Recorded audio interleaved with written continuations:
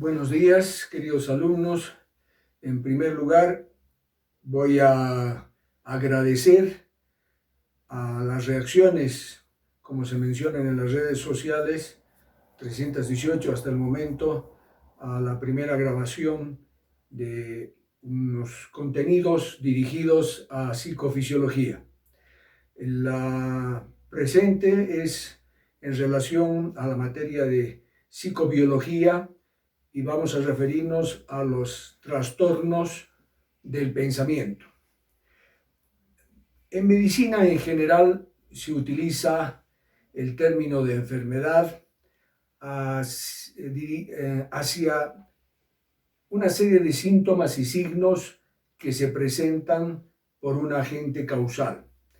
Esto es tremendamente importante porque al encontrarse un inicio de una enfermedad por una etiología determinada, permite que las investigaciones puedan dirigirse a la patogenia, es decir, a todos los mecanismos de acción de ese agente para producir la mencionada enfermedad, y además ya tenemos toda una serie de posibilidades de pronóstico y sabemos qué evolución probablemente va a tener la sintomatología y todos los signos que va a presentar el enfermo. En psiquiatría, esto no se puede realizar hasta el momento, porque en muchas de las enfermedades psiquiátricas no está claramente establecido cuál es el agente causal y cuál es la patogenia. Por supuesto que no en todas las enfermedades mentales, pero sí en una gran parte de ellas. Esto ha llevado a que hasta el siglo XIX y principios del siglo XX no se defina y no se clasifique exactamente las enfermedades psiquiátricas y se determinaban a través de sintomatología que presentaban los pacientes, pero no había una verdadera clasificación, la cual sí se empieza a establecer por la actividad de un psiquiatra, Emil Kraepelin, que trabajaba en el hospital psiquiátrico de la Universidad de Heidelberg, en Alemania, y que él determina que se puede clasificar las enfermedades psiquiátricas por alteraciones del pensamiento, es decir, alteraciones cognitivas, donde la enfermedad más representativa de esta alteración es la esquizofrenia. También él determina otro tipo de enfermedades que van a tener una alteración del afecto, pero que hoy en día se clasifica más como alteraciones del estado de ánimo, que una de las más determinantes es la depresión o la enfermedad bipolar maníaco-depresiva. Otra clasificación es la que determina las alteraciones de los aspectos intelectuales, memoria, aprendizaje, como pueden ser las demencias o las alteraciones del desarrollo nervioso. Y por último, aquellas que afectan las relaciones de tipo social, que van a estar relacionadas especialmente con la psicología, porque van a determinarse a través de alteraciones de la personalidad. Emil Kraepelin tuvo dos grandes influencias. Una es Rudolf Virchow. Rudolf Virchow es un científico que determinó un concepto muy importante. Es decir, cuando existe una enfermedad es en base a una alteración celular. Y la otra influencia importante es Thomas Sydenham, que también conceptualiza que toda enfermedad va a tener una evolución prácticamente similar en todos los pacientes. Además, Emil Kraepelin hace toda una descripción, por ejemplo, muchas de las demencias las determina como demencias seniles, que hoy en día sabemos que una gran parte de ellas van a corresponder a la enfermedad de Alzheimer, y va a también determinar una demencia precoz. Y aquí Emil Kraepelin se equivoca porque coloca una denominación a una alteración del pensamiento como demencia. Quien aclara eh, este error es Eugen Bleuler. Eugen Bleuler se da cuenta que lo que Kraepelin determinaba como una demencia precoz realmente es una alteración de la cognición, una alteración del pensamiento. Y es más, existe como un divorcio, como una separación entre estas alteraciones del pensamiento con la voluntad, los comportamientos y las emociones. Por eso Eugen Bleuler dice que existe una separación, existe una escisión mental y de ahí que surge el nombre de esquizofrenia. La esquizofrenia es una enfermedad tremendamente importante por su cantidad de presentación de enfermedades mentales. Es una enfermedad que hoy en día se sabe que tiene un importante componente genético. El 1% de toda la población mundial padece este tipo de enfermedad y aunque uno aparentemente es un número muy bajo, si consideramos la totalidad de la población mundial, corresponde a una enfermedad homogéneamente distribuida. También se ha visto que existe este componente genético porque exactamente entre las familias que tienen un enfermo, los hermanos van a padecerla en un 15%. Y cuando tenemos gemelos, es decir, gemelos monocigotos, que comparten la misma información genética, aunque esta presentación debería subir al 100%, aumenta al 45%. Esta determinación hace que veamos que no solamente existe un componente genético, sino que existen otros componentes que pueden ser ambientales o poligenéticos para que no se dé el 100% de la enfermedad en hermanos que presentan la misma formación genética. Cuando son hermanos dicigotos, es decir, gemelos que no tienen la misma información genética, disminuye la enfermedad a un 15% como cualquier tipo de hermano. ¿En qué consiste enfermedad desde el punto de vista, esta enfermedad desde el punto de vista de repercusión social? Hasta antes que se encuentre la función de medicamentos o fármacos antipsicóticos, los hospitales psiquiátricos estaban prácticamente llenos de este tipo de pacientes. Es prácticamente una persona, un francés, el cual se llamaba Henry Laborit, que hace que utilice un medicamento llamado clorpromazina en la mayor parte de sus pacientes que tenían que ser intervenidos quirúrgicamente del cerebro, porque él consideraba que este tipo de ansiedad en esos pacientes, junto con la anestesia que iban a recibir, podía llevarlos a una muerte súbita. Laborit usa la clorpromazina en una población grande y se da cuenta que responde muy bien como una especie de tranquilizante.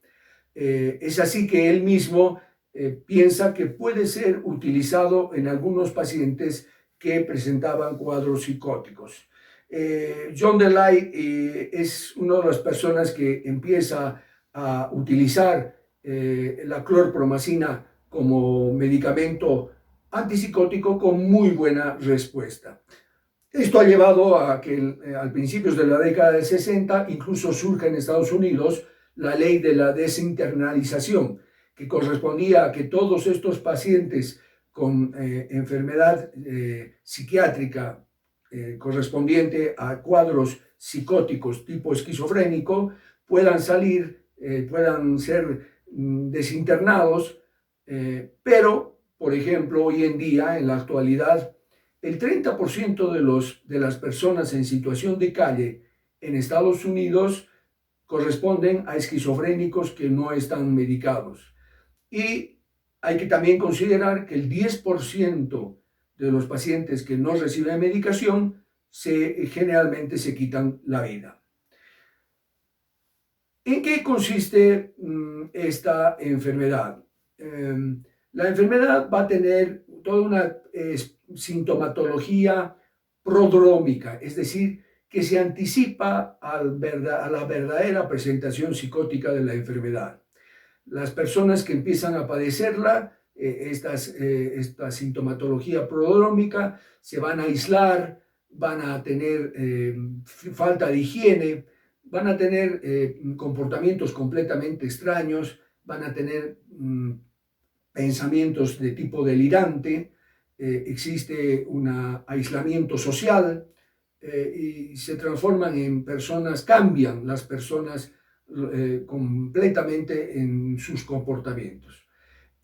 Cuando la enfermedad prácticamente se diagnostica es cuando aparece el brote psicótico o la sintomatología psicótica, la cual va a corresponder a alucinaciones, es decir, el paciente va a empezar a ver cosas que no están en la realidad o a escuchar voces, que esta es la sintomatología más frecuente, las alucinaciones auditivas.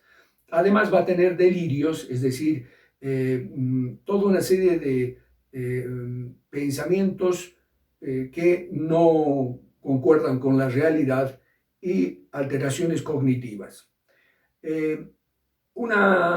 Cuando estos cuadros psicóticos se hacen tremendamente claros, es cuando se llega al diagnóstico de la enfermedad y con medicación generalmente pueden pasar mucho más rápidamente que antes, que no se usaban los antipsicóticos, y vamos a entrar a los síntomas negativos. Los síntomas negativos, considerando que el cuadro psicótico se consideran signos positivos, son volver nuevamente a toda una serie de sintomatología muy similar al cuadro prodrómico. Yo tengo que resaltar que la evolución de estos pacientes es extremadamente variable por el tipo de cuadro que pueden presentar. El 33% de los esquizofrénicos van a tener un deterioro cognitivo tremendamente importante. Como los contenidos no son dirigidos directamente a psiquiatría, en forma general vamos a dividir a la esquizofrenia en una esquizofrenia con contenidos de delirios de persecución, que es la esquizofrenia paranoide. Podemos tener una esquizofrenia desorganizada, es decir, con síntomas muy múltiples y variables, como la hebefrénica. Y por último, podemos tener una esquizofrenia donde va a caracterizarse por alteraciones de postura que son o con sintomatología anómala desde el punto de vista de posturas, que corresponde a la esquizofrenia catatónica. Prácticamente con el uso de los antipsicóticos, esta enfermedad ha podido ser reducida desde el punto de vista de su sintomatología. La clorpromazina se ha determinado como un antipsicótico de tipo típica, es decir, tenemos antipsicóticos de tipo típico que son los antiguos, que lo vamos a dividir con las fenotiacinas, que correspondería justamente a la clorpromazina, la butirofenonas, que corresponde al haloperidol, y por último los tioxantenos. Estos prácticamente hoy en día han caído en desuso porque se han mejorado las moléculas farmacológicas de estos antipsicóticos, y hoy en día estamos usando los antipsicóticos atípicos, los están más representados con la clozapina, la risperidona y la olanzapina. ¿En qué se diferencia? Es decir, la dopamina va a tener diferentes tipos de receptores. Aquí tenemos que ir a la regla mnemotécnica del Salid, es decir, cómo se sintetiza la dopamina, cómo se almacena, cómo se libera, cómo interactúa con receptores postsinápticos, y es ahí donde tenemos individualizados más de 6 receptores postsinápticos y especialmente los antipsicóticos típicos van a actuar en los receptores D2. En cambio, los más nuevos, los atípicos, su acción está más dirigida hacia la D3 y D4. Con esta mención de la dopamina, vamos a aclarar que la esquizofrenia está muy relacionada con alteración de este neurotransmisor. Y para esto tenemos que recordar las vías dopaminérgicas. Acuérdense que teníamos ya una vía nigroestriada, es decir, la producción de la sustancia negra de dopamina que iba hacia los núcleos grises de la base, o el estriado, que no tiene ningún tipo de relación con lo que estamos mencionando, pero hay otras dos vías que son muy importantes, que también nacen del mesencéfalo, o sea, del área tegmental ventral, que es la mesolímbica, donde prácticamente van a ir al núcleo accumbens, al núcleo amigdalino, al área preóptica, al hipotálamo, al hipocampo, es decir, a las estructuras más importantes desde el punto de vista del sistema límbico. La otra vía también nace del área tegmental ventral y es la mesocortical, que va a ir a los prefrontales. La enfermedad está dada por un aumento de la dopamina. ¿Cómo se va a sintetizar la dopamina? El sustrato de este neurotransmisor es una molécula química llamada tirosina.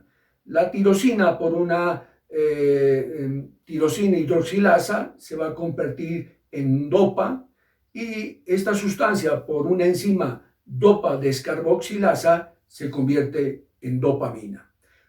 Todo fármaco, toda droga, por ejemplo, las anfetaminas, la cocaína, puede alterar esta producción de dopamina.